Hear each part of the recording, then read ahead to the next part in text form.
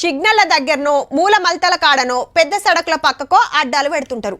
వచ్చిపోయే బండ్ల అప్పుడు కాయిదాలు కత్పలు కరెక్ట్గా ఉన్నాయో చూసుడు, పాత చలాన్లు పెండింగ్ ఉంటే ఎమ్మటే కట్టించుడు. రేపు కడతా మాపు కడతా అంటే ఊకోరు, మళ్ళా ఫైన్ కట్టినాకనే బండి తీసుకోపోవాలి, లేదంటే స్టేషన్కే. అబ్బా గప్పుడే కట్టేసుకుంటే అయిపోవు, లాపర్వ వేస్తున్నాయని ఫీల్ అయ్యేటోళ్ళు ఉంటారు. అయితే ఏహే మనల్ని ఎవర్రా ఆపేదని రయ్యూరికి రప్ప ఫైన్లు మోపు చేసుకునేటోళ్ళు మంచిగి నాలకి ముచ్చట. ఎమ్మటేగా దండుగా కట్టలేదనుకో ఇంటికి నల్ల నీళ్లు కట్టు, కరెంటు కట్టు. కాకుంటే మన కాడ కాదు ఆంధ్రాల ఉత్తమ డ్రైవర్లు శీతం పెరుగుతుండే వరకు ఖుద్దు హైకోర్టే గీ ఆర్డర్ వేసింది.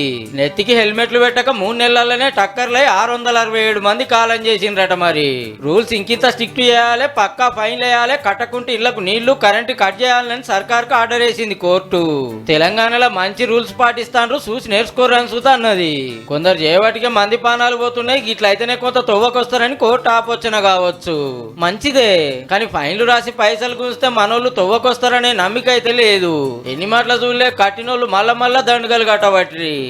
ట్రాఫిక్ రూల్స్ తప్పినా ఏం కాదు, జుర్మానా కడితే కథం అనేటట్టు తయారైంది జమానా. పైకం కట్టించుకున్నాడు కట్టే టక్కరైతే దవకంలో పడతాం, ఎక్కువైతే ఫోటోకు దండ పడుతుందనే భయం వస్తే రోడ్ల మీద గిట్ల కథలు పడరేమో.